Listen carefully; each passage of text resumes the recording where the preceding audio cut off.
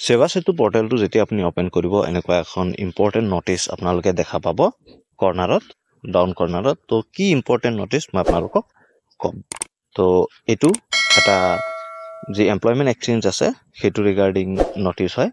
আৰু ইয়াত আপোনালোকৰ চাব পাৰে ইম্পৰ্টেণ্ট বুলি দিছে যে এইটো বহুতেই ইম্পৰ্টেণ্ট হয় যে জানুৱাৰী 2 তাৰিখৰ আগত 2024 যোনে এমপ্লয়মেণ্ট এক্সচেঞ্জত ৰেজিষ্ট্ৰেশ্যন কৰিছিলে সিহঁতে 31 ডিচেম্বৰ 2024 আগত ৰেজিষ্ট্ৰেশ্যন কৰিবই লাগিব অন্যথা সিহঁতে যি এমপ্লয়মেণ্ট এক্সচেঞ্জৰ বেনিফিট হয় বা যেটো ভ্যালিডিটি হয় সেইটো নাথাকিব সেয়ে আপোনালোকে